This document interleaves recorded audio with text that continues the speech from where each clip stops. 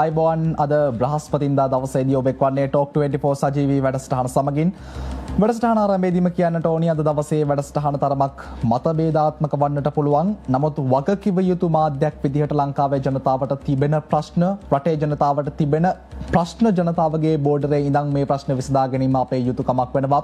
මේ දවස්වල බොහොමයක් ජනතාව ඩයස්පෝරාව ගැන කතා කරනවා, දේශපාලන පන්තිීන් ඩයස්පෝරාව ගැන කතා කරනවා. අපි දැක්ක පහුගිය කාල සීමාවක් ඇතුලේ ලංකාවේ ජනතාව දේශපාලන පන්තිය ඩයස්පෝරාව ගැන විවිධ අවස්ථාවලදී කතා කරා. විවිධ දේශපාලන චරිත මේ ඩයස්පෝරාව කියන වචනය හොදා මඩේ දාන්නට පටන් ගත්ත කාලයක්.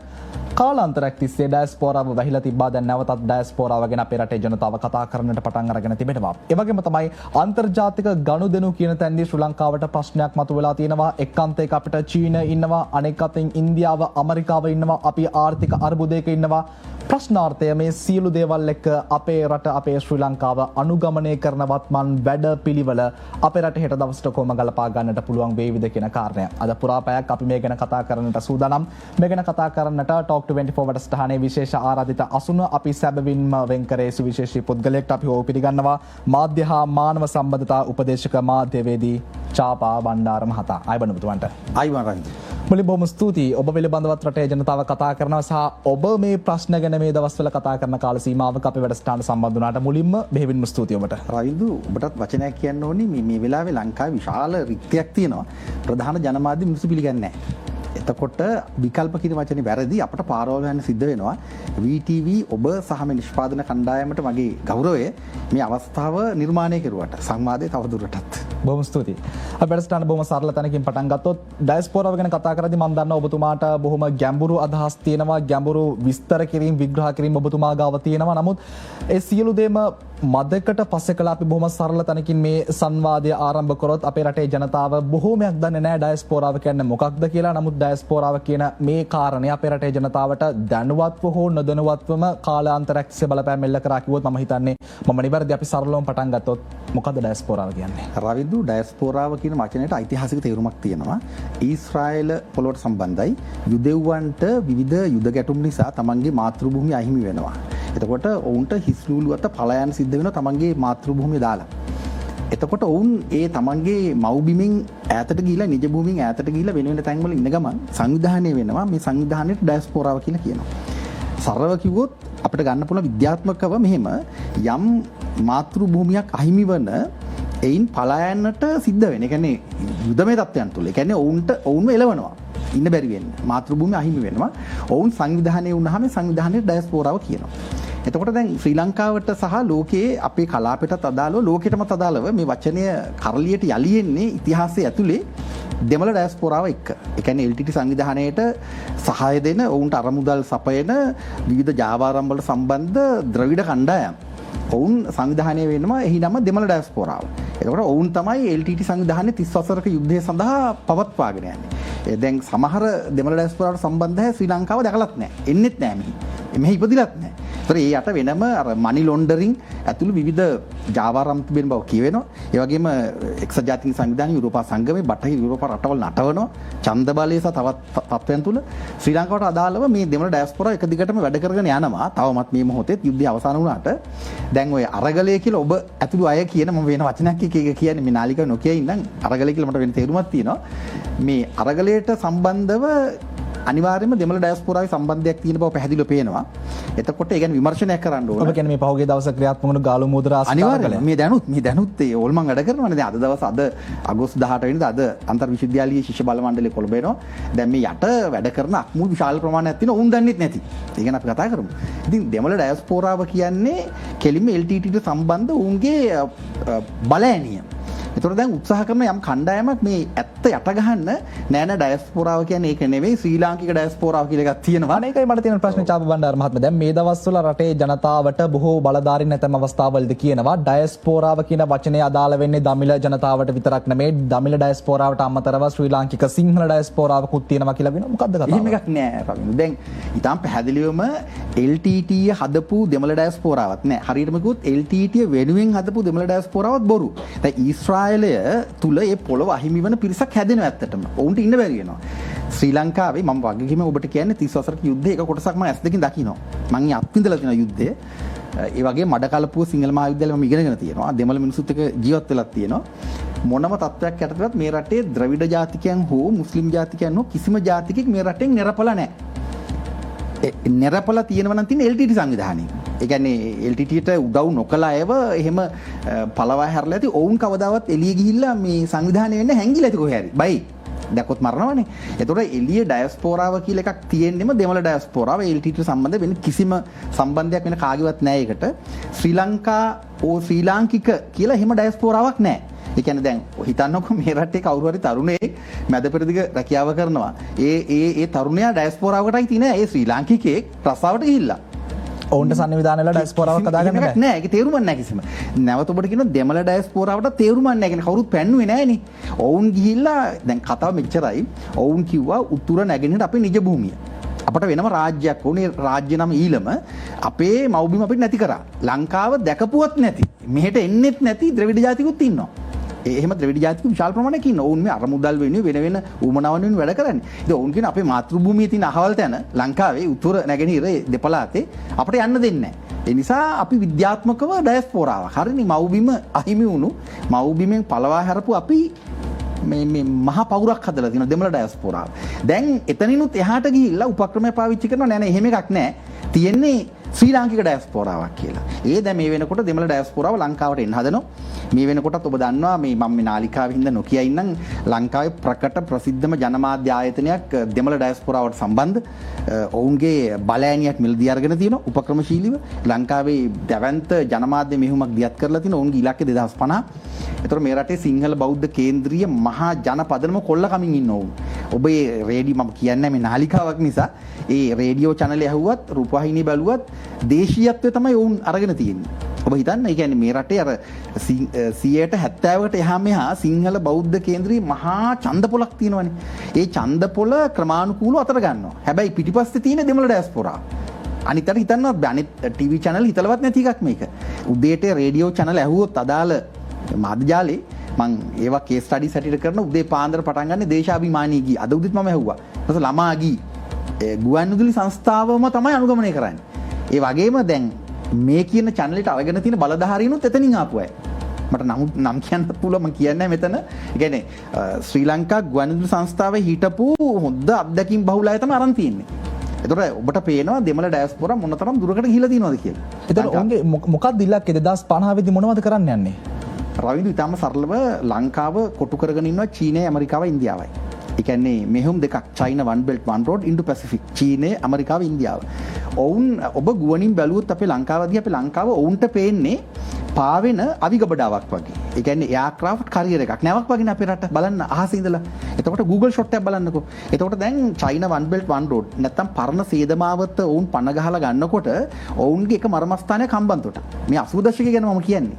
ඊළඟට කොළඹ ත්‍රිකුණාමලේ. දැන් කොළඹයි හම්බන්තොට හරි දැන්. නෙළුම් පොකුණ හැදුවිත් නෙළුම් කුළුණ හැදුවිත් අපිට නෙමෙයි. දැන් නෙළුම් කුළුණ ඔවුන්ගේ සංවේදන කුළුණක්. අපේ මුදල් අපේ අහිංසක මිනිස්සුන්ගේ මගේ ඔබේ අපේ බදු මුදල් අපි තාම ණයයි. ඒ ණය උගුලක් බවට පත් කරලා තියෙනවා. මේ නෙළුම් කුළුණත් ඔවුන්ට හැදුවේ. එතකොට මේ අපිව සම්පූර්ණයෙන්ම විනාශ කරලා එහෙම චීන මාවත හදනකොට චීන ඒකමාවත ඒකමාවතක් නේ එතකොට China one belt one road. ඊට අමතරව one China කියලා අර තායිවානයට උඩින් වෙනම ඔවුන් මහා අධිරාජ්‍යයක් ගොඩනගමින් ඉන්නවා. ඒතර ඔවුන් ලංකාවට අත තියනකොට කලාපී උමනාවට ඇමරිකාවයි ඉන්දියාවයි එකට එකතු වෙලා අපි හදමු ඉන්ඩු පැසිෆික් ඔපරේෂන් එක කියලා වෙනම ඔපරේෂන් එකක් හදනවා. ඉන්දු ශාන්තිකර කලාපී මෙහෙයුම. ඒතර මේ තුන්ගොල්ලම අපි පොළොව ඉල්ලන්නේ. අපේ දිවයිනේ ඉඩම් ටික ඉල්ලන්නේ. ඒකට තවත් ආසන්න හේතුවක් තියෙනවා. ඇමරිකාව මේ වෙනකොට තමන්ගේ දැවැන්ත යුද්ධ මර්මස්ථානයක් හැටියට පවත්වාගෙන යන ඩියාගෝ ගාෂියා කියන දූපත. ඔබ සිතිමරම් බලන්න ඩියාගෝ ගාෂියා කියන්නේ මුරුෂි දිවයිනට අනිත් පැත්තෙන් තියෙන දිවයින. මුරුෂියට තමයි අපේ අන්තිම රජ්ජුරුවෝ පිටුහල් කෙරුවේ. අපේ මිනිස්සු කුදලගෙන ගිහිල්ලා එහෙට යවුවා. ශ්‍රී වික්‍රම රාජසිංහ රජුරු. ඊට යාබද දූපත. මේ දූපත කොල්ල කෑවා ඉංග්‍රීසීන්. ඊට පස්සේ පොල්වත්තක් දාගෙන හිටියා. ඒ පොල්වත්ත හිටපු මිනිස්සු 800 ගාන පන්නලා අන්න ඩයස්පෝරාව. ඊට පස්සේ මේ දූපත කොල්ල කෑවා එංගලන්තයට කොහොමද සම්බන්ධයි? බදු අරගෙන තියෙන ඇමරිකාව. ඇමරිකාවේ දැවැන්ත ආසියානු මේ මිලිටරි මර්මස්ථානයේ ඩියාගෝ ගාෂියාව. දැන් අර ඩයස්පෝරාව විය යුතුව තිබුණු ඒ දූපතෙන් පළවා හැරපු දෙවෙනි පරම්පරාව නඩු දාලා ජාත්‍යන්තර අධිකරණයේ එක්සත් ජාතීන්ගේ සංවිධානයට අදාළ නියෝගයක් දීලා තියෙන ඇමරිකාවට අයින් වෙන්න කියලා. එතකොට ඔවුන් ඩියාගෝ ගාෂියාව බහර දෙන්න ඕන අනාගත පරම්පරාවට. ආදිවාසීන්ට. එතකොට ඒ ඩියාගෝ ගාෂියා වෙනුවෙන් ඔවුන් ඉලක්ක කරන්නේ ශ්‍රී ලංකාව. දැන් මේ වෙනකොට සිතියම් ගත කරලා තියෙනවා. ඒ සිතියම එළියේ තියෙනවා. අන්තර්ජාලෙත් බලන්න පුළුවන්. මිලේනියම් චැලෙන්ජ් කෝපරේෂන් MCC කියන්නේ ඒ කතාවට. එතකොට දැන් මේ තුන්ගොල්ලම අපේ ඉඩම ඉල්ලනවා. එච්චරයි අමුයි. අපේ ඉඩම කොල්ල කන ඔපරේෂන් එක යන්නේ. ඔබතුමා මේ හෙළදරව් කරන කාරණාත් එක්ක මම අර හදාගෙන අපු ගලායම ඔස්සේ ප්‍රශ්න කරන්න වෙන්නේ නැහැ. නමුත් බොහොම වැදගත් හෙළදරව් කීපයක් ඔබතුමා කරන්නේ. මට දැන් දැනගන්න තියෙන ප්‍රශ්නේ තමයි මේ ඩයස්පෝරාව කියන වචනේ අපේ රටේ ජනතාව කතා කරන්නට පටන් ගත්තේ සහ බලධාරීන් මේක නැවතත් කරලියට අරගෙන එන්නේ. පහුගිය දවසක තහනම් කරලා තිබ්බ අසාධුගත කරලා තිබ්බ දමිළ සංවිධාන 6ක් සහ පුද්ගලයන් 316 දෙනෙක්ව නැවතත් තහනම ඉවත් කරනවා. මේ තහනම ඉවත් කිරීම සහ ඔබතුමා විස්තර කරන 2050 දියුම්ගේ තියෙන ඉලක්කය අතර තියෙන සම්බන්ධය මොකක්ද? මේ ගමන හදා ගැනීමක්ද කරන්නේ? හොඳ ප්‍රශ්නයක් රවින්දු. දැන් මේ ඔපරේෂන්ස් තුනක් නේ. කියන්නේ චීනය, ඇමරිකාව, ඉන්දියාව. බිග් පික්චර් එක ඒක. දැන් මේ අතර තියෙන මණ්ඩලේ කචල්. ඒ වචනේ කිව්වට තරහ වෙන්න එපා. මේවා හිතන්න කියන්න හොඳ නෑ ඒක. නමුත් මණ්ඩලේ කචල් කියන්නේ දැන් තියෙනවා මේ දෙමළ අන්තවාදීන්ට හිතෙනවා ඊළම හදා ගන්න පුළුවන්. ඒ කියන්නේ ඒ හරියටම සුනාමි එනකොට සුනාමි ගැන අපි දන්නේ නෑනේ. කතාවක් තියෙනවා දකුණේ අය විශේෂයෙන්ම ගාල්ලේ මිනිස්සු හිතුවලු මේ දැන් මුහුද හිස් වෙනවනේ. මුහුද ගලාගෙන යනවනේ. එතකොට වෙරළ හිස් වෙනවනේ. වෙරළක් මතු වෙනවනේ. හිතුවලු ඉඩමක් හදා ගන්න පුළුවන් කියලා. ඒ ඔප්පු හදාගන්න විදිහවල් කල්පනා කරාලු. දැනගෙන හිටියේ නෑ රැල්ල ආපස්සට එනවා කියලා. උදම් රැල්ල. ඒ වගේ දැන් මේ චයින වන් belt one road indoor Pacific operation එකේ රයිට් ඉඩම් ටික කොල්ල කන්න යන්නේ කියලා හිතලා දෙමළන්තවාදීන් කල්පනා කරනවා එහෙනම් අපිට ඊළම හදාගන්න පුළුවන්. එතකොට විවිධ ආගම් වලට සම්බන්ධයි තම තමන්ගේ ආගම් ව්‍යාප්තවාදය කල්පනා කරනවා එක එක විදිහට. ඒව ගැන ඕනනම් කතා කරමු. එතකොට දැන් දෙමළ ඩයස්පෝරාව මේ වෙලාවේ සක්‍රිය වෙනවා අන්න ඉලක්කයට යන්න. අපට පුළුවන් උතුර නැගෙනහිර බලය අතට ගන්න. ඊළම අපි හදනවා. ඉන්දියාව ඒ සිහිනය තොරම්බල් කරනවා. මට පුංචි බාධා කිරීමක් කරන්නම් ඔවුන්ගේ අරමුණ උතුර නැගෙනහිර ඒ කොටස විතරක් දැනට. නමුත් ඇත්තම කතන්දරේ මෙහෙමනේ. දැන් මෙතන කිව්වට කමක් නැත්තම් මම කියන්නම්. දැන් ඉස්ලාම් වියරු සිහිනයක් තිබෙනවා ගෝලීය ඉස්ලාම් ලෝකයක් හදන්න. ඒ ලෝකෙම දන්න එකක්. ඉස්ලාම් ස්ටේට් එකක්. එතන මුළු ග්ලෝබ් එකම එක දෙවියෙක් යටතට ගේන ඒ සිහිනය වියරු සිහිනයක්. දැන් ලංකාවේ සහරාන් පුපුරවා හරින්නේ සිහිනය. එතකොට දැන් ඊළම පිළිබඳ දැනට කතාව තියෙන උතුරු නැගෙනහිර. එහෙමයි ඔවුන් හිතාගෙන ඉන්නේ. උතුරු නැගෙනහිර කොට මෙහෙම සම්පූර්ණ ලංකාවම ගත්තොත් එම කාලක් විතර. එහෙම දැනට හිතන් ඉන්නේ. නමුත් ඔවුන් හිතන වැඩි සමහර විට මෙහෙම දෙන්නේ කතා කරනවා ඇති මේ වෙලාවේ ජර්මන් රෙස්ටෝරන්ට් එකකින් ඉඳගෙන අපි ලංකාවම අල්ලමු කියලා. එහෙම හිතනවා ඇති. එහෙම එක කෙනාට සිහින ඇති. ඒ මදිවට පොළොව යට තියෙන ඛනිජ සම්පත්. දැන් ඔබ දන්නා මන්නාරම් ද්‍රෝණියේ ඛනිජ තෙල් නිදි සහ ස්වභාවික වායු නිදි මතුවලා තියෙනවා. ඒවා වෙනම. එතකොට අපි දන්නේ දැන් ලෝකේ හොඳම මිනිරම් තියෙන ලංකාවේ. බෝගල පතල තමයි ලොකුම පතල. එතකොට ඊට අමතරව රත්තරන් තිබෙන බව කියවෙනවා. ටයිටේනියම් පොළොව යට තියෙන සම්පත් ගැන අපි දන්නේ නැහැ. එතකොට දැන් මේක සම්පත් ආකාරයක්. සහ ලෝකේ ජල හිඟයක් එන බව කියවෙනවා. ලෝක ජල කොල්ලයක් ගැන සැලසුමක් තියෙනවා. ඒ අතිනුත් අපේ රට උඩම තියෙනවා. හොඳම නිලට බොන්න පුළුවන් ජලය තියෙන අපේ රටේ. මහා වනවදුලම් මැද. ඉතින් දැන් මේ රට කොල්ල කෑම් පිළිබඳ වියරු සිහින මැද දෙමළ ඩයස්පෝරාවට අර LTT ඉලක්කයත් එක්ක වෙනම සිහිනයක් තියෙනවා. ඒවර මණ්ඩලේ කචල්. නමුත් ඔවුන්ට ඒ වැඩේ කරගන්න බෑ. බැරි වෙන්නේ ඊට උඩින් තමයි සුනාමි එන්නේ. ඒ කියන්නේ චීනු, ඇමරිකානු, ඉන්දියානු අල්ලගන්න හදන මේ දිවයින එහෙම වුණොත් එහෙම නොවේවා කියලා ප්‍රාර්ථනා කරමු. අපි සටන් කරමු. එහෙම වුණොත් ඊළමක් ඉතුරු වෙන්නේ නැහැ. ප්‍රභාකරන්ට වෙච්ච එක වෙන්නේ. දැන් මට ඒත් එක්කම තියෙන ප්‍රශ්නේ තමයි මම කලින් අහපු ප්‍රශ්නේ නැවතත් ඔබතුමාට යොමු කරනවා. පහුගිය දවසක සංවිධාන 6කට තිබ්බ තහනම ඉවත් කරනවා. දැන් ඔය විදිහේ අවදානමක් තියෙනවා නම් මේ විදිහට අපේ රටේ සම්පත් කොල්ල කන්න සහ අපේ රට අත්පත් කරගන්න මේ විදිහේ දීර්ඝ කාලෙ ලොකු ප්ලෑන් එකක් තියෙනවා නම් ඇයි ආරක්ෂක ලේකම්වරයා අස්සනක් ගාලා මේ සංවිධාන අර අසාදු ලේඛනෙන් අයින් කරලා දැම්මේ? හොඳ ප්‍රශ්නයක් ඔබ අහන්නේ. මම ඊටම කෙටි උත්තරයක් දෙන්න මෙහෙම. දැන් ආරක්ෂක අමාත්‍යාංශ ලේකම්වරයා ජෙනරල් කමල් ගුණරත්න. ඔහුට ප්‍රතිරූපයක් තිබුණා යුද්ධයේ නායකයෙක්. කියන්නේ 30 වසරක යුද්ධය අවසන් කරපු නායකයෙක්. දැන් ඔබ හිතන්න දැන් සේනා විධායකයා කවුද මේ මොහොතේ? ජනාධිපති රනිල් වික්‍රමසිංහ සේනා විධායක.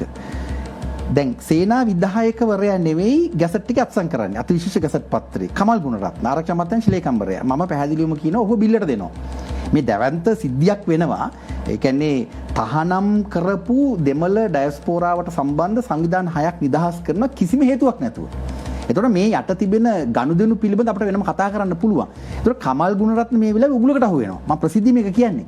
ඒ කියන්නේ ජෙනරාල්වරයාට තේරුමක් නැහැ මොකද්ද මම මේ කෙරුවේ කියලා. දැන් ඔහුට අහන්න තිබ්බනේ ඇයි ජනාධිපතිතුමනි ඔබ අත්සන් කරන්නේ නැත්තේ කියලා. දැන් ඔබ දැක්කනම් ඊට කලින් හිටපු ජනාධිපතිවරයා මේ හොඳ නරක පිළිබඳ ප්‍රශ්නයක් නෙමෙයි මේ එක එක්කෙනාගේ රෝල් එක කරවන විදිය. ඔබට කියන්න ඕනි මුලින්ම මේ සියලුම දේශපාලන නායකයෝ රූකඩ. එහෙම කිව්වම ඇතිනේ ඔබට සියලුම. ප්‍රසිද්ධ එළියේ කරලියන සියලුම දේශපාලන නායකයෝ රූකඩ මෙහෙම නූලෙන් නටවන්නේ. මට පෙන්වන්න පුළුවන් ඒක. ඒතර ඒ අනුව දැන් හිටපු ජනාධිපතිවරයා හිටියනම් ඔහුලව අත්සන් කරනවා.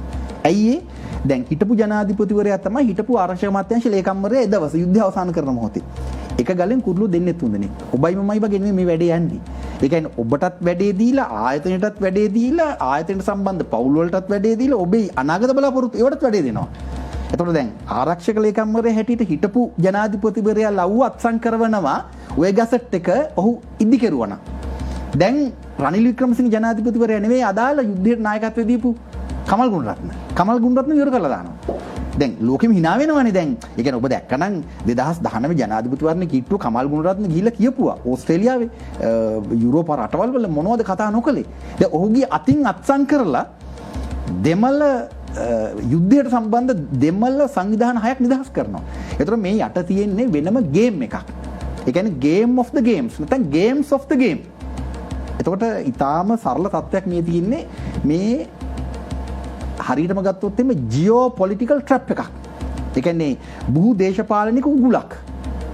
එතන ඉහට ඔන්න අපි එතකොට ඔබතුමා මේ පැහැදිලි කරන කාරණෙත් එක මට හැඟෙන්නේ ලංකාවේ ඔබතුමා විස්තරෙත් එක මට ග්‍රහණය වෙච්ච ආකාරයෙන් මම ප්‍රශ්න කරන්නේ ලංකාවේ දේශපාලන පන්තිය සහ යම්කිසි කොටසක් එකතු වෙලා මොවුන් හිතාමතාම ලංකාව තවත් කොටසකට පවර්ලා දෙන්නට යනවා කියන අදහස් තමයි මේ පැහැදිලි කිරීමත් එක්ක මගේ ඔළුවට එන්නේ. හරියටම හරි. ඔබ තරුණයෙක් හැටියට මේ වැඩසටහන් ඉදිරිපත් කරන්නෙක් හැටියට ඔබට හැඟෙන දේ හරියටම හරි. කවුද මේක කරන්නේ? ඔබ නීතිඥයෙකුත් නේද? ඉතින් අනිවාර්යයෙන්ම තාක්ෂණික කාරණා ඔබට තේරෙන්න ඕනි. මේ පට්ට ගේම් එකක් හිතන්න ඔබ නීතිඥවරයෙක් නීතිය දන්න මාධ්‍යකරුවෙකුට ඔබට තේරෙනවා හිතන්න ඉඩමක් කොල්ල කන්න ප්ලෑන් කරනවා අල්ලපු ගමේ මිනිස්සු මේ ගම කියලා හිතන්නකෝ. දැන් මේ වෙනුවෙන් යොදන උපාය මාර්ග ගැන කල්පනා කරන්න. ඒ පවුල අවුල් කරන්න පුළුවන්. ගින්නක් ඇති කරන්න පුළුවන්. ඒ ගමේ විශාල අසමගියක් ඇති කරවන්න පුළුවන්. පවුල් දෙකක් ගහගන්නවා. දෙපැත්තම සම්පූර්ණ අවතැන් වෙනවා. ඔබ දන්නවනේ මේ වගේ ඉඩන් නඩු ගැන. ඊටත් වඩා ඊටම සූක්ෂම දැවැන්ත කුමන්ත්‍රණයක් ක්‍රියාත්මක වෙනවා China One Belt One Road Indo-Pacific මෙහෙයුම් දෙකක්. ඒතර මේ ඉන්න ප්‍රධාන දේශපාලනඥයෝ මම බය නැතු මට තොරතුරු එක කියන්න පුළුවන්. මේ ගොසිප් නෙමෙයි මඩ නෙමෙයි. හරියටම කියන්න පුළුවන් මම ඇහුවොත් ඒ කියන්නේ හරි සරලයි රවින්දු බලන්න 2019 ජනාධිපතිවරණ ප්‍රතිපත්ති ප්‍රකාශ.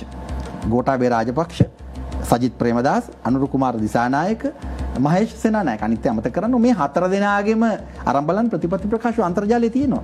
එකම කතාවක් තියෙන්නේ. කියන්නේ පොත් හතරක් දෙනවා හතර දෙනාට. දැන් ඊළඟ 2024 ජනාධිපතිවරයාත් එහෙමයි.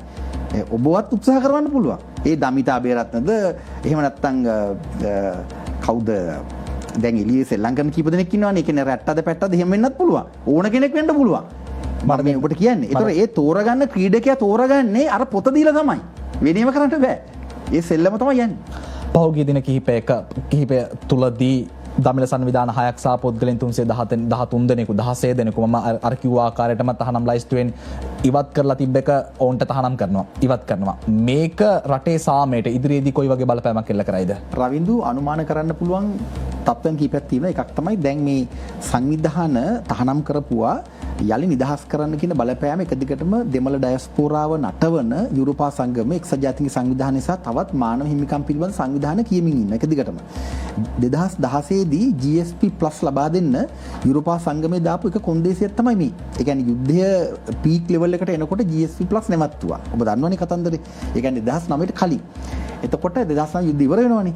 දැන් 2016 වෙනකොට මම කියන්නේ ඊනියා යහපාලනය කළා 2015 රෙජිම් චේන්ජ් එකේ පස්සේ ඒගොල්ලෝ කිව්වා උඹලට දෙන්නම් GSP+ හිරකාරයෝ නිදහස් කරපළා. මොන හිරකාරයෝද? දේශපාලන හිරකාරයෝ. කියන්නේ LTT සැකකරුවන්.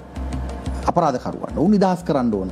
කොන්දේසි විරහිත. ඊළඟට ඔය සංවිධාන සියල්ල සහ පුද්ගලයන් ඔය අසාදු ලේඛනෙන් අයින් කරන්න ඕන. යුරෝපා සංගමය කියන්නේ. එතකොට මේ එක කන්ඩිෂන් එකක්.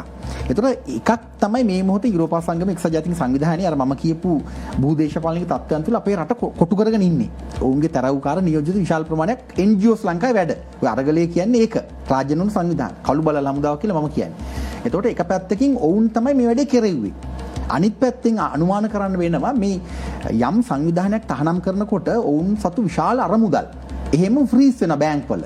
දැන් ඔබ හිතන්නකෝ යම් සංවිධානයක් කෝටි ගණන් බිලියන්ස් වලින් මුදල් එකතු කරලා නීති විරෝධී විදිහට අර මනි ලොන්ඩරින් එහෙමත් තියෙනවනේ. බැංකු වල ඉර වෙලා තියෙන මුදල් ටික ගන්න තමයි මේ සංවිධාන හයක් නිදහස් කෙරුවේ කියලා මම හිතනවා. අනුමාන කරනවා. එතකොට මේ යට තිබෙන කළු ගනුදෙනු යලි ක්‍රියාත්මක වෙනවා. දැන් නැත්නම් වෙන නමකින් සංවිධානයක් හදන්න පුළුවන් නේ. ඒ සංවිධානයට සම්බන්ධ accounts ඇති අනිවාර්යයෙන්ම ගිණුම්. ඒ අනුව තමයි මේවා නිදහස් කරන්න කියලා අනුමාන කරන්න පුළුවන්. ඒකම තියෙන ප්‍රශ්න තමයි මම පුංචි බාධා කිරීමක් කරන්න මට සමාවෙන්න. දැන් සාරා හල්ටන් මහත්මිය අය ට්වීට් එකක් දාලා මෙන්න GSP+ ගැන ඊයේ දවසේදී හෝ පෙරේදා දවසේදී කතා කරනවා. දැන් ඔබතුමා සඳහන් කරන ආකාරයට මට හැඟෙන්නේ දැන් සාමාන්‍යයෙන් අපි ගත්තා ඩයස්පෝරාව කියන්නේ පොඩි සංවිධානයක්, යුරෝපා සංගමය කියන්නේ ලොකු සංවිධානයක්. එහෙමනේ අපේ ඔළුවට යන්නේ මැවෙන චිත්‍රය. නමුත් දැන් ඔබතුමා කියන විදිහට යුරෝපා සංගමයට ඩයස්පෝරාවට බයයිද? පැහැදිලිවම සාරා හල්ටන් ගැන කියපු නිසා ඔබ කියන්න ඇයගේ ප්‍රකාශ අරන් බලන්නකෝ. ඒ කියන්නේ දැන් ඒ ඕනේ දැන් බලන්න ඇමරිකානු තානාපතිවරිය ජූලි චං පොඩ්ඩ වුණාම මොනවද කියන්නේ? ඇයි ඩයස්පෝරාවට එච්චර බය? ඔවුන් එක අංක එක තමයි ඡන්ද බලයට අදාළ සම්බන්ධයක් තියෙන රටවල් වල. ඊට අමතරව ඔවුන්ගේ ජාවාරම්කාර මෙහෙයුම් වලට දෙමළ මුස්ලිම් බෙදුම්වාදීන් පාවිච්චි කරන දැන් ISS එතකොට අල් කයිඩා වගේ සංවිධාන මැද පෙරදිග සම්පූර්ණ කලාපය පුරාම අවශ්‍ය මොහොතේ පාවිච්චි කරන. ඔබට පේනවනේ ඒක දැන්. ඒ කියන්නේ ඔවුන් Tamanට අවශ්‍ය පරිදි මෙහෙවනවා. ඕන් නැත්තම් ගහලා දානවා. එහෙමනේ. ලංකාවෙත් සහරාන්ලා මතුවෙන්නේ එහෙමයි. රට ඇතුළේ ප්‍රශ්නයක් නෙවෙයි මේ ප්‍රශ්නේ. ඒතකොට දෙමළ ඩයස්පෝරාව තමයි හොඳම මෙවලම ටූල් එක ශ්‍රී ලංකාව මෙහෙවන්නේ. දැන් ලංකාවේ ඉඩම් කොල්ලේ ගැන මම ඔබට කිව්වේ. දැන් China one belt one road Indo Pacific ඉඩම් ටික ඉල්ලන්නේ. ඒතර මේ ඉඩම් කොල්ල කන වැඩේට හොඳම මෙවලම තමයි දෙමළ ඩයස්පෝරාව කියන ටූල් එක. දාපු ගමන් ඉවරයිනේ. මේ සුමන්තිරන් කට ඇරපු ගමන් ජාතිවාදය ඉස්සෙනවා. දැන් ඥානසාර හමුදුර මේ ටික හැංගිලා ඉන්නේ. එම්.ඒ. සුමන්තිරන් ප්‍රකාශයක් කරනවා ඥානසාර හමුදුර ගම ගිනි තියනවා. එතකොට සම්පූර්ණ මුළු රටම මේ මහා මේ විනාශකාරී භූමියක් බවට පත් වෙනවා. ඒතකොට ඉඩම් ටික කොල්ල කනවා. මට බොහොම වගකීමෙන් කියන්නේ දැන් ඔබතුමා මේ සාකච්ඡාවට යුරෝපා සංගමය ඇඳා ගන්නවා, චීනය ඇඳ ගන්නවා, ඉන්දියාව ඇඳ ගන්නවා, ඇමරිකාව ඇඳ ගන්නවා, ලංකාවේ දේශපාලන චරිත ඇඳ ගන්නවා. මට බොහොම වගකීමෙන් කියන්නේ මේ ප්‍රකාශය වැරදුනොත් මේ වැඩසටහන ඉවරලා ඔබට මෙතනින් යන්න බැරි වෙයි, මට මෙතනින් යන්න බැරි වෙයි. බොහොම වගකීමෙන් මට කියන්න කවුද මේ සියලු දේවල් පාලනය කරන චරිතය? එක දෙයක් කියන්න ඕනි මේ ප්‍රකාශ කිසිවක් ඔබට හෝ ඔබේ නාලිකාවට මේ ඔබේ VTV නාලිකාවට කිසි විදිහකට බලපාන්නේ නැහැ. මේ ප්‍රකාශ සියල්ල කරන්නේ චාපා බණ්ඩාර වන මම වැඩ පටන් ගන්නේ 2000. මම මේ සියලු කරුණු කාරණා පොත්වල ලියලා තියෙනවා. මම අන්තිමට කර වියරුතරුව කියලා පොතක් මේ පොත් මාකට් කරන්න නෙවෙයි ඔබට කියන්නේ වගකීම කාට හරි මේ සම්බන්ධයෙන් ගනුදෙනුව බේර ගන්න ඕන නම් බේර ගන්නවට මාත් එක්ක ඔබත් එක්ක නෙවෙයි ඔබත් එක්කවත් මේ නාලිකාව එක්කවත් නේ මම එළි ප්‍රසිද්ධි මේ ප්‍රකාශ කරනවානේ. එතකොට ඒ වෙනම කතන්දරයක්. දැන් මේ සිද්ධියට මම ඔබට කිව්වනේ දැන් රටවල් තුන ගැන. ඒ කියන්නේ චීනය, ඇමරිකාව, ඉන්දියාව ඊට අමතරව තියෙනවා මේ ඔබ බලන්න ගිහලා අන්තර්ජාලෙත් විස්තර ඔබට බලන්න පුළුවන්. දැන් මිලින්ද මොරගොඩ කියලා චරිතයක් තියෙනවා. මිලින්ද මොරගොඩ 80 දශකයේ වැඩ පටන් ගන්න. රනිල් වික්‍රමසිංහ ජනාධිපතිවරයාගේ ඒ දවස් 2005 වෙනකොට ඔහුගේ කැම්පේන් එකේ හිටපු ප්‍රධාන චරිතය. ඒ කියන්නේ තවත් අය හිටියා. එතකොට අශ්රෆ් ඔමාර් කියලා තවත් කැරක්ටරයක් ඉන්නවා. ඔහුත් මේ දැවැන්ත ව්‍යාපාරිකයෙක්. දැන් ඔවුන් දෙදෙනා තමයි රනිල් වික්‍රමසිංහ ඉලෙක්ෂන් කැම්පේන් එක කරන්නේ.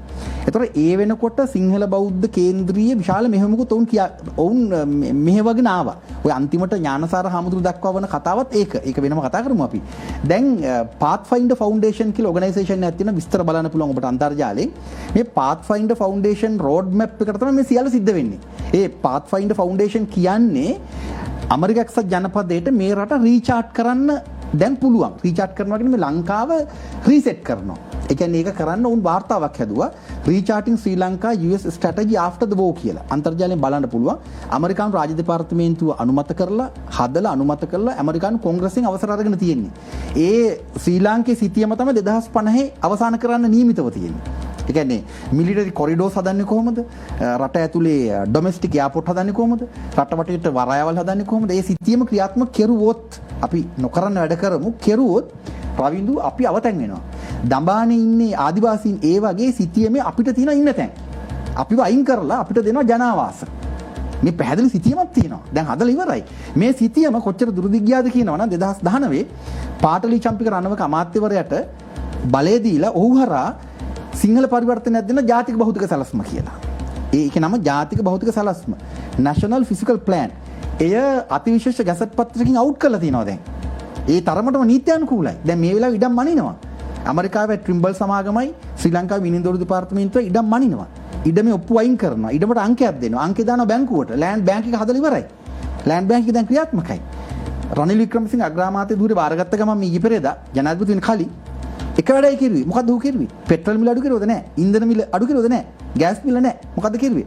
දුම්රිය දෙපාර්තමේන්තුවට සම්බන්ධ රක්ෂිත ඉඩම් ටික වේගයෙන් ඔප්පු වලට දාලා ඔප්පු නෙමෙයි ටයිටල් ඒවා කොල කෑල්ලක් දාලා පුත්තලම පැත්තේ මිනිස්සුන්ට බෙදුවා. ඒතර හරින් ෆර්නෑන්ඩු තමයි මේ ඉඩම් බහර වෙන්නේ දැන්. සංචාරක සහ ඉඩම් සම්බන්ධ අමාත්‍යවරයා. හරින් ෆර්නෑන්ඩු මනුෂ්‍ය නායකයන් රඟ තියාගෙන දුන්නා. අහිංසක දුප්පත් මිනිස්සුන්ට පක්ෂවල තරවුකාරයන්ට දෙනවා කොළ කෑල්ල. මෙච්චර කාලයක් රක්ෂිත ඉඩමක් තිබිච්ච ඉඩම කෑලි කපලා කුට්ටි කරලා මිනිස්සුන්ට දෙනවා. දීලා බැංකුවට දානවා. බැංකුවට දාලා තරවුකාරය දාලා මිලදී ගන්නවා. දැන් මේ ඉඩම් කොල්ලේ මේ මොහොතේ වෙනවා. දැන් පටන් ගන්න තියෙන එක. දැන් මට තියෙන ප්‍රශ්නේ මම අහපු ප්‍රශ්නේ ආය ඔබතුමාට කෙලින් යොමු කරන්න මේ සියලු දේවල් එක දැන් ඔබතුමා පැහැදිලි කරන කාරණෙත් එක දැන් ලංකාවේ දේශපාලන චරිත පවා මේ සිද්ධ වෙන සියලුම දේවල් දැනන් ඉන්නවා කියන එක තමයි අපිට හැඟින්නේ. කවුද මේ ඔක්කොම පාවිච්චි කරන උඩම ඉන්න ලේයර් එක කවුද? ලේයර් එකේ චීන තානාපති කාර්යාලය, ඇමරිකානු තානාපති කාර්යාලය, ඉන්දියානු මහ කොමසාරිස් කාර්යාලය. පැහැදිලිවම. එතකොට දැන් ඇමරිකානු තානාපති කාර්යාලය කියවම ඇමරිකානු රාජ්‍ය දෙපාර්තමේන්තුව, ඇමරිකානු කොංග්‍රසය, ඇමරිකානු රාජ්‍ය ස්ටේට් ඔෆ් චයිනා. එහෙම ගමුකෝ අපි state of USA. State of India රාජ්‍යන් තුනක්. එතකොට පැහැදිලිවම China one belt one road project මේ පැත්තෙන් ඉන්ඩෝ පැසිෆික් මේ පැත්තෙන් අර පැත්තෙන් CIA මේ පැත්තෙන් රෝතු සේවය ඊට අමතරව පාත්ෆයින්ඩර් ෆවුන්ඩේෂන් ඒ නිල වශයෙන් පෙනී හිටිනවා. දැන් ඒ ඔවුන්ගේ රෝඩ් මැප් එක මේ පාත්ෆයින්ඩර් ෆවුන්ඩේෂන් රෝඩ් මැප් එක හාමුදුරුවන්ට දුන්නා. ඊට පස්සේ ජනාධිපතිවරයා හිටපු ගෝඨාභය රාජපක්ෂට දුන්නා. මෙහෙම නිල වශයෙන් බහර දුන්නා මිලින්ද මොරකට ගෙනල්ලා. මේ රහසක් නෙමෙයි ගොසිප් එකක් නෙමෙයි. ප්‍රසිද්ධ කතාවක්. එතකොට ඔය රටවල් තුනට අදාළ රාජ්‍යයන් ඔවුන්ගේ ඔතු සේවාවන් සහ රාජ්‍යනෝන සංවිධාන සහ දැන් කියන පාත්ෆයින්ඩර් ෆවුන්ඩේෂන් තමයි උඩම තියෙන්නේ. ඒවට කියන්නේ think tanks කියලා. අපි එදා වේලනේ. අපි කොහොමද කන්නේ බොන්නේ ජීවත් වෙන්නේ නේ. ඔවුන් 2050 දක්වා මේ රට කොල්ල කන විදි මේ රට ඉඩම් ටික කොල්ල කන විදි සැලසුම් කරනවා. පෞගේ දවසක චීන යුවන් වෑන් 5 නවකාව ශ්‍රී ලංකාවේ මාගම්පුර වරායට එනවා. නැව ඉන්දියන් සාගරයේ තියෙද්දි අපිට තිබ්බ ප්‍රශ්නේ තමයි නැව ලංකාවට එන්නට කියන්න බෑ. එක් අන්තයක ඉන්දියාව සහ ඇමරිකාව ඉන්න අපිට උන්න තරහ කර ගන්නට බෑ. හැබැයි නැවට එන්න එපා කියන්නත් බෑ. මොකද අපිට අමාරු කාලවල උදව් කරපු චීනය එක්තරා අන්තයක ඉන්නවා. කොහොම නමුත් නැව ශ්‍රී ලංකාවට එනවා. නැවට එන්න එපා කියද්දි විවිධ කතා කිව්ව දේශපාලන බලධාරීන් නැව වරායට ආව ගමන්ම ගිහිල්ලා ශ්‍රී ලංකාව සහ චීනය අතර තියෙන මිත්‍රත්වය ගැන කතා කරන්නට පටන් ගන්නවා. මේ කාරණේ ඔබ කොහොමද දකින්නේ? දැන් ඔබ කිව්වේ මතු පිණ්ඩි පේන කතාව ලස්සනට ඔබ කිව්වා. ওই කතාවේ කැතම කෑල්ල තමයි සරත් වීරසේකර ගිහිල්ලා අත දික් කරන නැවේ කපිතාන්වරයාට ඔහු මෙහෙම කළා නිකන් ඉන්නවා. ඒ කියන්නේ අපි ලැජ්ජාවටපත් වෙන තරමයි. ඒ කියන්නේ දැන් ඒ කියන්නේ අපි කොච්චර ප්‍රාථමික තැනකදී මේ වගේ දැන් මේ වගේ වැඩසටහනකදී මෙහෙම හිටියට ওই වගේ වෙලාවක මාස්ක් එකක් දාන්න එපා. දැන් ලෝකේ සම්මතයක් තියෙනවනේ. එතකොට මාස්ක් එකක් නෑ අර මිනිහා මාස්ක් එකක් දාගෙන නැවේ කප්පිත්තා. එතකොට නැවේ කප්පිත්තා ඉදිරියේ අපි ඉන්නේ ඊටාම පහළ මට්ටමක. මම එතන කියන්නේ අපි ඉන්න මට්ටම. ඊට පස්සේ විමල් වීරවංශ කතා කරනවා සිංහල භාෂාවෙන් කතා කරනවා එතන කාටද මේ කතා කරන්නේ අර පිටිපස්සේ චීන මෙහෙම කරනවා බලන්නකෝ ඔබ මේ වැඩසටහන ඒ කියන්නේ අපි ඇත්තටම සවුත් වුණා ඒ කියන්නේ අපේ කණ්ඩායමක් ඇත්තටම වෙන්නේ රවින්දු ඒ කියන්නේ අර අපි ඉස්සෙල්ලා කිව්වනේ දැන් අර ජෙනරාල් කමල් ගුණරත්නට කියලානේ අර තහනම් සංවිධාන 6 නිදහස් කරවන්නේ ජනාධිපතිවරයා රනිල් වික්‍රමසිංහ ඔහුට අතට මාර මොලයක් තියෙන්නේ මම කියන්නේ වගකීමෙන් ඔබට දැන් අර විමල් වීරවංශගේ කණ්ඩායම අර චීන පාමුල සවුත් වෙන දාලා ඒ වැඩේ කෙරුවෙත් එහෙම තමයි. ජනාධිපතිවරයා මේ වැඩේ කරන්නේ නැත්te අනිවාර්යයෙන්. මම බය නැතුව කියන ඔබට. උඹලා ගිහිල්ලා කාලවරෙල්ල ගිහිල්ලා අර කණ්ඩායම යවනවා. රතන හාමුදුරුවෝ මෙහෙම ඉඳගෙන ඉන්නවා ගිහිල්ලා. චීනු ඉස්සර. අපි මොකටද නැව පිළිගන්නේ යන්නේ? නිකන් ඔබ කල්පනා ඔබට තේරෙනවනේ සාමාන්‍ය සිහි බුද්ධි තියෙන පොඩි ළමයෙකුට තේරෙන අපි මොකටද චීනුගේ නැව පිළිගන්නේ ගිහිල්ලා. කිව්වේ චීනය අපිට උදව් කරපු නිසා පිළිගත්තා කියලා. නෑ ඇත්ත කතාව ඒක නෙවෙයි. ඔබ හිතන්න වෙලාමදිවි අපිට කතා කරන්න ඉතාම කෙටියෙන් මේ නැව මේ මුහුදේ ඒ කියන්නේ ඉන්දියානු සාගරය අපි තාම දන්නේ නෑ පර්යේෂණ කටයුත්තක නියැලෙනවා. අපි දන්නේ නැහැ. ඔබ දැක්කා මේ දැන් නැව එනවා. ඊට පස්සේ මගට ඇවිල්ලා තමයි අපින් අවසර ඉල්ලනවා කියලා කියන්නේ. චීනි අපින් අවසර ඉල්ලන්නේ හම්බන්තොට වරායි අපි බන්දේසියක දීලා තියෙන්නේ. අපිට කරන්න පුළුවන් මගුලක් නැහැ. මම ඔබට මගුල කිව්වට තරහ වෙන්න එපා. දැන් අවසර ඉල්ලන එකත් බොරු. නැව එනවා. සිංගප්පූරුව හරහා තමයි නැව එන්න ඕනි. සාමාන්‍ය මාවත. ඔවුන් ඉන්නේ මැලේසියාව මායිමින් එන්නේ. ඇවිල්ලා මේ සාගරයේ මැද්දේ තියෙනවා එක්තරා මුහුදට කඳු පන්තියක්. එය කියන්නේ ඈත අතීතයේ ගිනි කඳු පුපුරායමින් හැදිච්ච අපි දන්නේ නැති භූපැල්මක්. එක තියෙන කඳු පන්තියක්. තාම දන්නේ නැහැ මේ ගැන. ඒතර අපි සුනාමියක් අත්විඳින සුනාමිය වෙච්ච විදිහ අපි දන්නේ නැහැ කවුරුවත්. අපි පොළොවට මේ ලේයර්ස් ගැන කතා කරනකොට මුකුත් අපි දන්නේ නැහැනේ. මේ නැව එන්නේ පරීක්ෂණ කටයුත්තකට. දැන් එකපාරට ඇවිල්ලා මහමුහුදේ පරීක්ෂණ කරන්න බෑනේ. ඔක්කොම බලන්නේ මොකද කියලා. එතකොට නිකන් එනවා. ඊට පස්සේ ඉන්දියාව කලබල වෙලා ස්ටේට්මන්ට් එකක් දෙනවා. අපේ බලශක්ති බලාගාර බලන්න මේගොල්ලෝ ඔත්තු බලන්න එන්නේ කියලා කියන බොරුවට පොඩි ළමයි වගේ. අපි අපේ විදේශ කටයුතු පිළිබඳ අමාත්‍යාංශ ලියුමක් යවනවා. ඔබ හිතනවාද මෙච්චර පොඩි කියලා චීනේ? ඊට පස්සේ චීනය කල් ගන්නවා මේ පරීක්ෂණ කටයුතු මේ මැද්දේ කරනවා. ඔබ බලන්න හරියට මේ ගමන ඇවිල්ලා කැරකෙන මුහුද මැද්දේ. ඔවුන් ඔවුන්ගේ පර්යේෂණ කටයුතු කරන්න අපිව ජෝක් කරනවා. මට සමවෙන්ම පුංචි බාධා කිරීමක් කරන්න දෝක ගැනත් අපේ දේශපාලන චරිතය පහුගිය කාල සීමාව තුළ කතා කරනවා.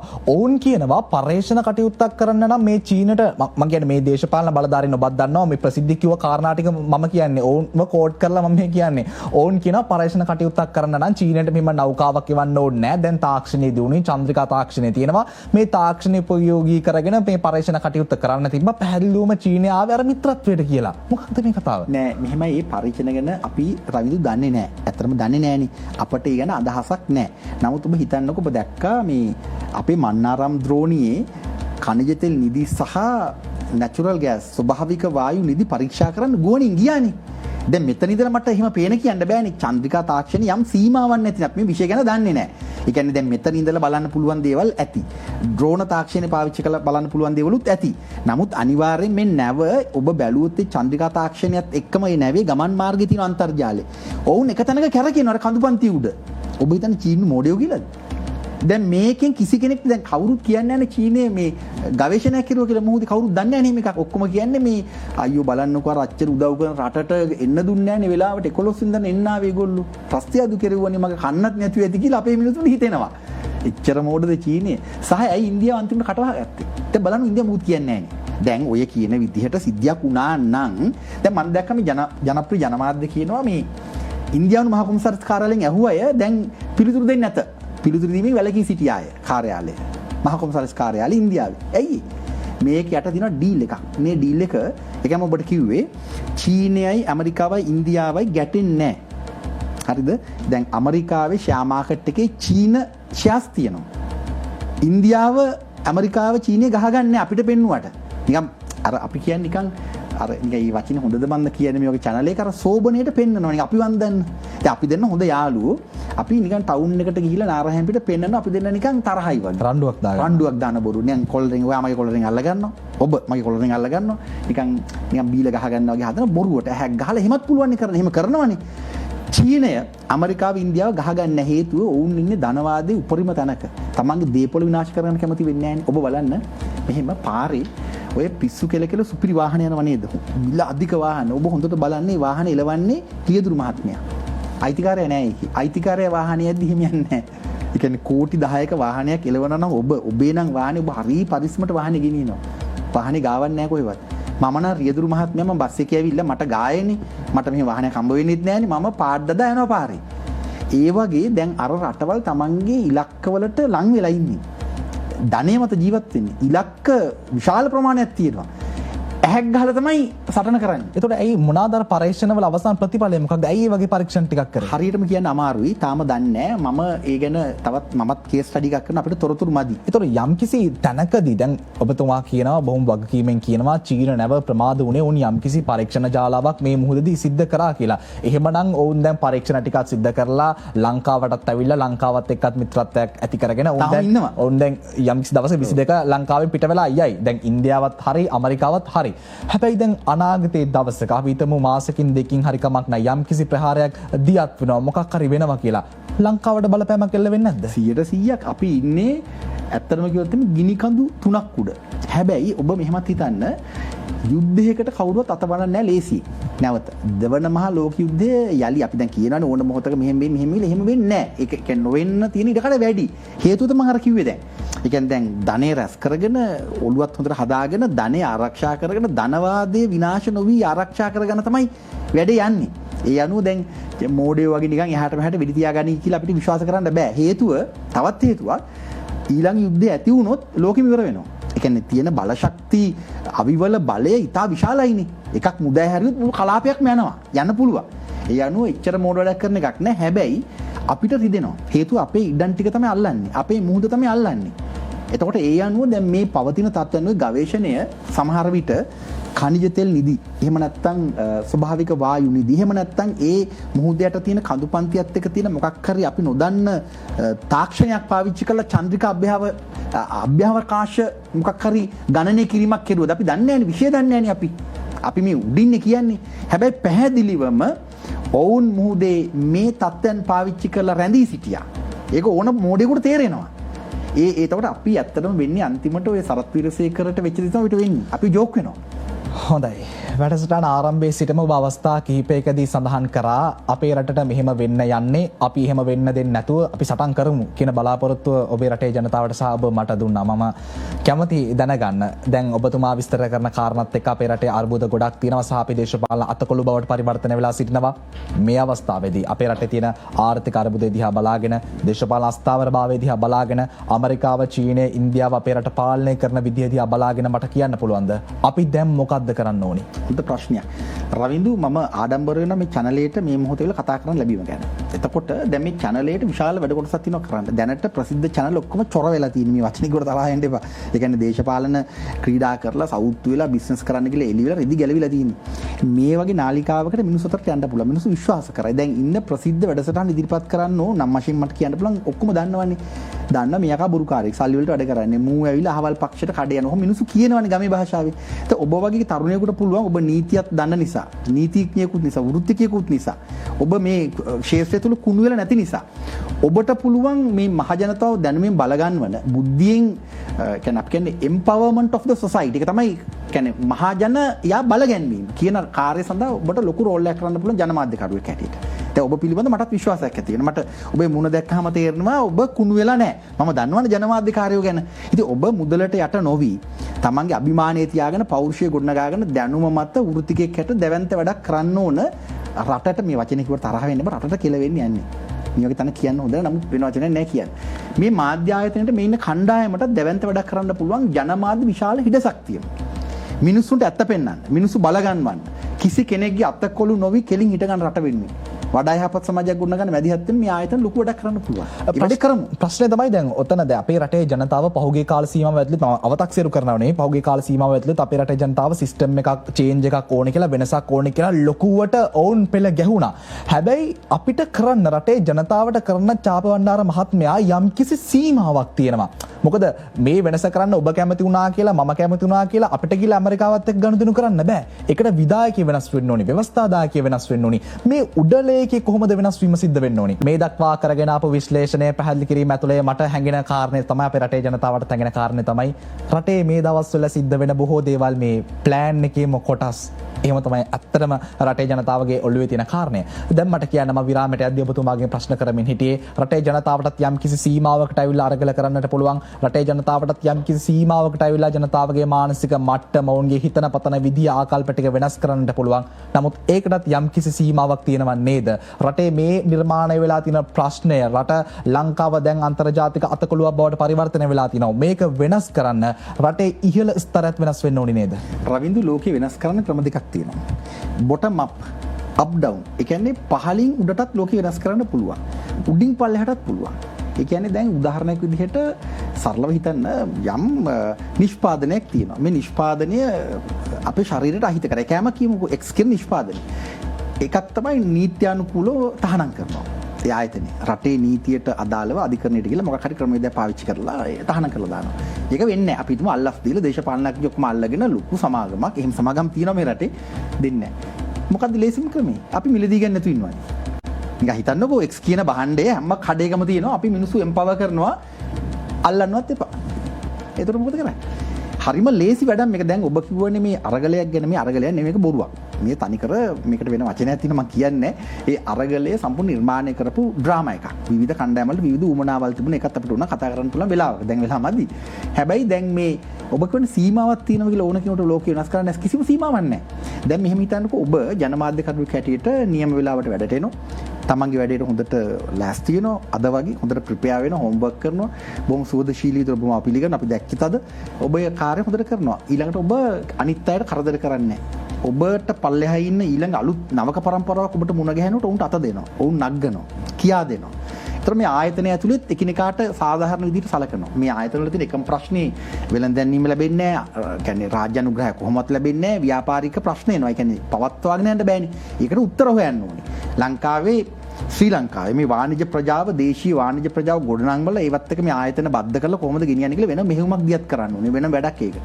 එතකොට අපට කල හැකිද එමටයි දැන් මේ වැඩසටහන බලන මේ රටේ ඉන්න දේශීය ව්‍යාපාරිකයෙක් ඉන්නවනම් මේ රටට ආදරය කරන. ඔවුන්ට පුළුවන් ඔබට කතා කරලා මේ ආයතනට කතා කරලා ඊටාම හොඳ වැඩසටහනක් සංවිධානය කරන්න මේ ආයතනට ආදායමක් ලැබෙන්න. මම මේ සරලව කියන්නේ. ඒතර ඒකට ජනාධිපතිවරයා වෙනස් කරන්න ඕනේ නැහැ.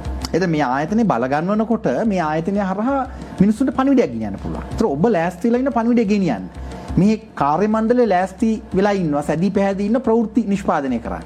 රටට අවශ්‍ය ප්‍රවෘත්ති. එතකොට අපි හිතමු කඳුකරේ තේවත්තක ඉන්න තේවතු හිමියෙක් දකින්නවා මේ වැඩසටහන. දැකලා ඔහු කල්පනා කරනවා මම මේ ආයතනයට අනුග්‍රහකත්ව ලබා දෙනවා. කතා කරනවා. එතකොට අන්‍යෝන්‍ය සම්බන්ධයක් ඇති වෙනවා. එහෙම තමයි ලෝකේ වෙන්නේ. දැන් ලෝකේ තියෙන BBC, CNN, අල් ජසීරා වගේ ආයතන දැන් BBC එංගලන්තේ නැත්නම් මහා බ්‍රිතාන්‍යයේ රාජ්‍ය මෙහෙමන්නේ. උන් තමයි අවශ්‍ය අරමුදල් සපයන්නේ. එළියෙන් ඕන වුණොත් අනුග්‍රහකත්ව ලබා ගන්නවා. නමුත් මුදල් වෙන් කරන රාජ්‍ය විසින් BBC පවත්වාගෙන යනවා. ඒ රටේ ජාතික අනන්‍යතාව. දැන් ඇමරිකාවේ මේ CNN වගේ ගත්තොත් එහෙම ඒ රටේ දැවැන්ත වාණිජ්‍ය ප්‍රජාවක් ඒ ආයතන උස්සගෙන ඉන්නවා. දැන් අපේ රටේ දේශීය වාණිජ්‍ය ප්‍රජාවක් හැදෙන්න ඕන. ඒකට විධායකය අවශ්‍ය නැහැ. ඒක විධායක විවස දෙක අධිකරණ වෙන කතන්දරයක්. දැන් ගුරුවරයා උදෙන්ම පාසලට ගිහිල්ලා ළමයින්ට හොද්දට උගන්වනවා. ළමයින්ට ආදරය කරනවා. ළමයි ගොඩනගනවා. ඒ වැඩේට විධායකය අවශ්‍ය නැහැ නේ. වැටුප් ලැබෙනවා. උගන්නන පාසලක් තියෙනවා. කළු ලෑල්ලක් තියෙනවා. චෝක් කෑල්ලක් තියෙනවා. එක්කෝ අර ෆෙල් පෙන් එකක් නම් වයිට් බෝඩ් එකක් එකක් තියෙනවා. මොකද ප්‍රශ්න ළමයක් ඉන්නවා. අපි උගන්නන්නේ නැහැ. මං කියන්නේ අපිට බිම් මට්ටමින් බලාගෙන ඉදීම රට වෙනස් කරන්න පුළුවන් මෙහෙම. හිතන්නකෝ දැන් නීතිඥවරු විශාල ප්‍රමාණයක් අත්වල දැන් ඔබත් නීතිඥවරයෙක් මේ වැඩේ කරන්න එපා. ඔබෙන් ඉල්ලීමක් කරන්නේ. දැන් මමත් දන්න නීතිඥවරු විශාල ප්‍රමාණයක් ඉන්නවා. අත්වල බැඳගෙන කළු වලලු හැදුවනේ දැන් ඔය අරගලේ කියන එකට ගිහිල්ලා නිකන් නීතිඥවරු මරාගෙන මැරෙන්න ගාලු මෝදුරු ගියානේ. එක මිනිහෙකුට මේ රට අසාධාරණයක් වුණාම මොන ලෝයද කියන්නකෝ නිකන් ඉදිරිපත් වෙන්නේ. මම මේ කියන්නේ මේ පුද්ගලික ප්‍රේම සම්බන්ධයක් ගැන නෙමෙයි. එහෙම ආරවුලක් නෙමෙයි කියමුකෝ. පෞල් ප්‍රශ්නකුත් නෙමෙයි කියමුකෝ. යම් කාරණයක් ඇත්තටම කරන්න ගිහිල්ලා රාජකාරිය පැත්තෙන් මොකක් හරි රැකියාව අහිමි වුණොත් මොන නීතිඥවරයාද කියන්නේ නිකන් කතා කරන්නේ. මම ඔබට කියන්නම් මේ කතා ඇහුවොත් ඔබ අඬනවා ඉඳගෙන. ඒ කියන්නේ නීතිඥවරු මේ කියන තරම් රට ආදරේ නම් මේ රට බලන් ඉදි වෙනස් වෙන්නේ. ඔය චාපවණ්ඩවර මහත්මයා දැන් මට පුංචි බාධා කිරීමක් කරන්න අපිට ලැබිලා තියෙන කාලය සීමිතයි. අපි අවසාන භාගයේ ඉන්න වැඩසටහනේ ඔබතුමා කියන එකඟ වෙන්න පුළුවන්. මම හරි කැමති එහෙම ලෝකයකට ඔබතුමා මවන ලෝකේ හරි ලස්සනයි. අපිත් හරි කැමති මේ විදිහට ලෝකේ වෙනස් වෙනවා නම්. නමුත් ප්‍රශ්නේ තමයි මම ඔබතුමා කියන දේ සම්පූර්ණයෙන්ම බැහැර වෙලා ප්‍රශ්න කරනවා කියලා හිතන්නට එපා. නමුත් අපේ රටේ වර්තමානයේ නිර්මාණය වෙලා තියෙන රාමුව ඇතුලේ දේශපාලන ආර්ථික සමාජීය සංස්කෘතික රාමුව ඇතුලේ අපි ඩයස්පෝරා ගැන කතා කරා, දීර්ඝව කතා කරා, දීර්ඝ විස්තර කතා කරා. මට කියන්න දමිළ පුද්ගලයෙක් වෙලා මේ ශ්‍රී ලංකාව තුළ ඉපදීම තුළින් ඔහු හෝ ඇය මුහුණ දෙන පොදු ප්‍රශ්නාවලියක් ඇත්තටම නැද්ද? මුස්ලිම්වරයෙක් වෙලා ඉපදුණු පමණින් ඒ පුද්ගලයාට මුහුණ දෙන්නට සිද්ධ වෙන පොදු ප්‍රශ්නාවලියක් දේශපාලන පන්තිය විසින් හෝ වේවා කිසිම පුද්ගලයෙක් විසින් නිර්මාණය කරලා නැද්ද?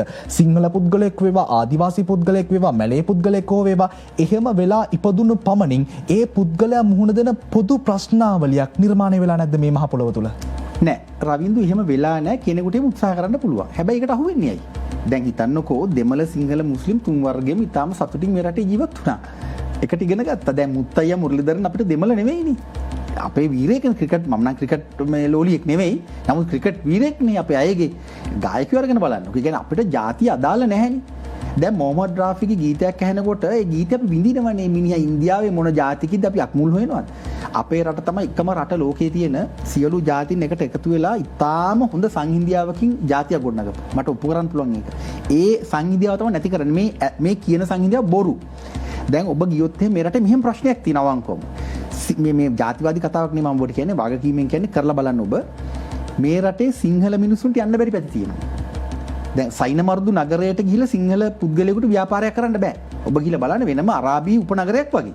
මම මේ වගකීමක් ඔබට කියන්නේ. වැල්ලවත්තට ගිහිල්ලා බලන්න. වැල්ලවත්තේ කොච්චර විනෝදෙන් ජීවත් වෙනවද දෙමළ මිනිස්සු? දැන් ඔබ යන්නකෝ ඒ ඕනේ දකුණට යන්න ඔබ මාතර පැත්තට සම්පූර්ණ මුස්ලිම් ගම්මාන අල්ලගෙන තියෙනවානේ. ගම්මාන පිටි. මුළු ගමම මේ මුස්ලිම් ජාතිකයන්ගේ. ඒතකොට මේ රටේ කවුරු හරි කියනවා නම් එහෙම ප්‍රශ්නයක් තියෙනවා කියලා ඇත්තටම ඔබට මම මේක වගකීමෙන් කියන්නේ. එහෙම කියනවා නම් කවුරු හරි මම කියන්නේ නෑ. එහෙම තියෙනවා නම් ඒ ප්‍රශ්නේ තියෙන්නේ සිංහල මිනිස්සුන්ට. ඇත්තම කතන්දරේ. ඒ කියන්නේ මේ රටේ ඔබ බලන්න කොච්චර මේ ಜಾති කඩාවැටලා තියෙනවද මේ ಜಾතිවාදී කතාවක් නෙමෙයි මම මේ ඔබට කියන අලුත් කතාවක්. දෙමළ මිනිස්සු හයියෙන් දෙමළ භාෂාව කතා කරනවා. හයියෙන් කතා කරන ඕනම තැනකට ගිහිල්ලා. සිංහල මිනිස්සෙක් සිංහල භාෂාව කතා කරනවත් බය නැතු කොහෙද ගිහිල්ලා. ඒ කියන්නේ අපි තරම් කඩාවැටිලා. අපි ලැජ්ජයි සිංහල කියන්නේ. අපි ලැජ්ජයි අපේ ජාතිය ගැන. අපේ දේශීය ආහාරය ගැන කතා කරන්න ලැජ්ජයි අපට. ඒ කියන්නේ ඒ තරමට අපි කඩාවැටිලා. එතකොට සිංහල දෙමළ මුස්ලිම් ජනවර්ග තුනට මේ රටේ එකට ජීවත් වෙන්න බැරි කිසිම ප්‍රශ්නයක් නැහැ. දැන් ඔබ දෙමළ කියන්නකෝ මම මුස්ලිම් කියන්නකෝ එක්ක මම සිංහල ඔබ මුස්ලිම් කියන්නකෝ. තුන්වෙනි පාර්ශවයක් අපි දෙන කොටවන්න හදනවා නම් ඇයි අපි දෙන්නේ ගන්නෙ? මං අහන්නේ ඇයි අපි එහෙම මෝඩ වෙන්නේ? මෙච්චර දියුණු ලෝකේ ඇයි අපි මේ වගේ කියන්නේ උම්මත්තක ජාතියක් බවට පත් වෙන්නේ. උත්සාහයන් තියෙන ඔබේ ප්‍රශ්නේ හරි. ඇත්ත තමයි. ඒ කියන්නේ බිලිබා ගන්න හදනවා, ඡන්ද පොලට වැඩ කරනවා, අහිංසක මිනිස්සු කොටවනවා. 70ට ආණ්ඩුක්‍රම ව්‍යවස්ථාවට අනුව මේ ජාතීන් තුනට හොඳටම ජීවත් වෙන්න පුළුවන් වටපිටාවක් හදලා තියෙනවා.